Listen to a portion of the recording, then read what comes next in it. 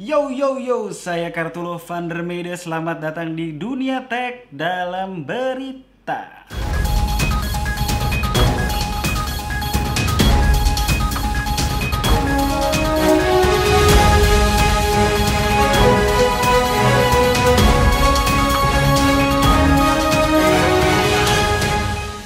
Usai sudah bulan sunyi teknologi Januari Februari, welcome sekarang Maret, di mana banyak gadgets baru bermunculan dan kami pun banyak bahan lagi. Tidur semakin kurang, kocek semakin tebal, insya Allah. Sebelum lupa, Dunia Tech dalam Berita ini disponsori oleh belum ada, namun jika kalian mau jadi sponsor, produk kalian akan saya pajang di sini. Dibicarakan secara profesional dan berkelas, tidak norak seperti iklan built-in di tengah-tengah sinetron.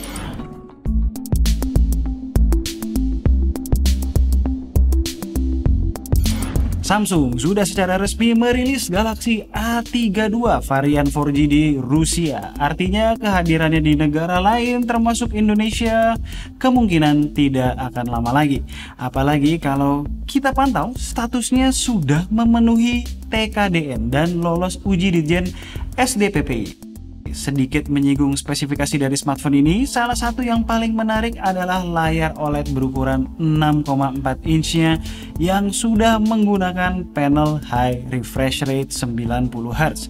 Artinya ini adalah handphone mid-range pertama Samsung yang memiliki fitur ini. Masih berhubungan dengan layar, di dalamnya sudah menggunakan in-display fingerprint sensor beresolusi Full HD+, dan dilapisi Gorilla Glass 5. Sama kayak bodi bagian belakangnya. Selain itu, prosesornya menggunakan MediaTek Helio G80 dengan RAM 4GB dan pilihan internal storage 64 dan 128. Sedangkan untuk urusan baterai, Samsung menyematkan baterai berkapasitas 5000 mAh dan charger 15 watt. Zaman sudah semakin edan, handphone mid-range dikasih charger, handphone flagship disuruh beli sendiri. Terakhir, untuk kameranya, di belakang total ada 4 dengan komposisi kamera utama 64 megapiksel, kamera ultrawide 8 megapiksel, kamera depth dan makro masing-masing 5 megapiksel. Kemudian kamera di bagian depan beresolusi 20 megapiksel. Handphone ini jelas patut ditunggu.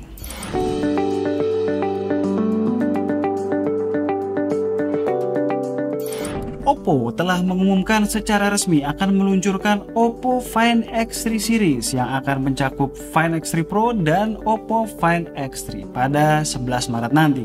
Oppo Find X3 Pro diperkirakan akan hadir dengan layar OLED 6,7 inch dengan refresh rate adaptif 120Hz dan akan ditenagai chipset Qualcomm Snapdragon 888. Sementara adiknya Find X3 akan menggunakan Snapdragon 870. Dari segi baterai, kemungkinan akan dibekali baterai 4500 mAh yang mendukung pengisian super cepat 65 watt SuperVOOC dan pengisian nirkabel 30 watt AirVOOC. Leaker terkenal Ivan Blass membocorkan bahwa Oppo Find X3 akan memberikan lensa makro berkemampuan zoom 25 kali yang akan berlaku sebagai microscope portable. Di atas kertas sangat-sangat menarik ya. Selain itu akan ada sensor utama 50 megapiksel, ultrawide 50 megapiksel dan lensa telefoto 13 megapiksel.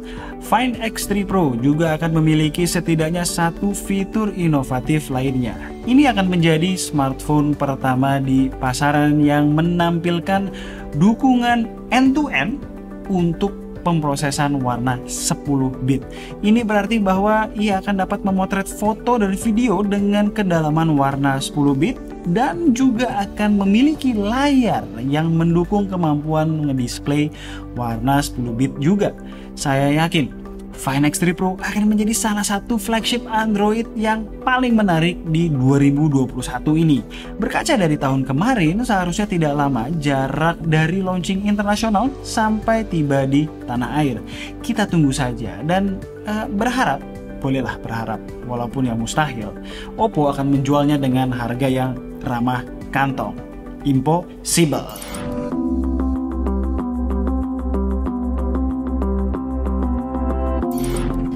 Dari smartphone, kita beralih sejenak ke laptop. Rumor dan bocoran informasi yang beredar mengenai MacBook Pro terbaru semakin terkuak.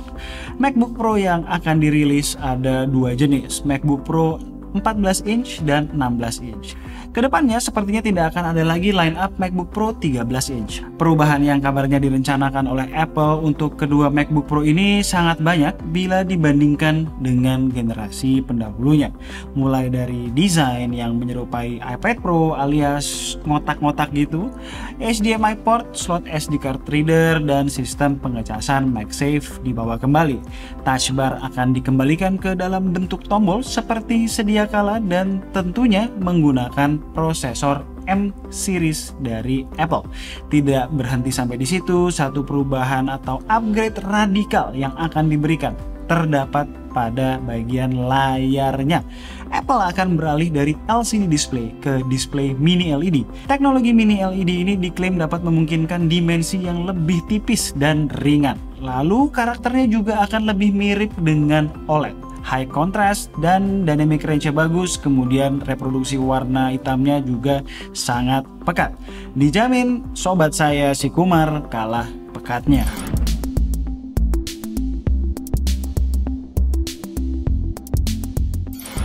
Tanggal 25 Februari kemarin, Xiaomi secara resmi merilis sequel dari Redmi K30 series di China, yaitu Redmi K40 series. Total ada 3 device, K40, K40 Pro, dan K40 Pro Plus. Ada banyak kesamaan mutlak di antara ketiga handphone ini. Spesifikasi layar yang digunakan sama-sama layar OLED buatan Samsung berukuran 6,67 inch dengan resolusi Full HD+ dan sudah dilengkapi fitur high refresh rate 120 Hz. Tidak sampai di situ, baik dimensi, setup stereo speaker, kapasitas baterai, spesifikasi kamera selfie, dan jenis cooling system yang digunakan pun akan sama. Sedangkan yang menjadi perbedaan pada ketiganya ada pada spesifikasi kamera utamanya. K40 menggunakan IMX582 resolusi 48 MP, K40 Pro pakai Sony IMX686 resolusi 64 MP, dan K40 Pro Plus menggunakan sensor HM2 buatan Samsung beresolusi 108 MP. Untuk prosesor hanya Redmi K40 yang menggunakan Snapdragon 870, sedangkan dua varian lain yang lebih tinggi menggunakan Snapdragon 888. Menarik nih untuk melihat bagaimana Xiaomi menghandle Snapdragon 888 di K40 Pro dan Pro Plus. Apakah akan sama membaranya dengan Mi 11? Patut ditunggu. Lalu apakah device-device ini akan dirilis secara global oleh Xiaomi?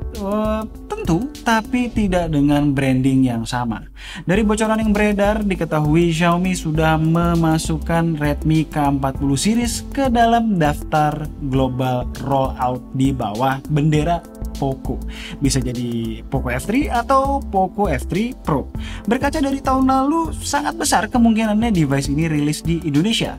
Kami dan juga pasti kalian yang suka membeli handphone dengan value yang luar biasa pasti sudah tidak sabar menantinya.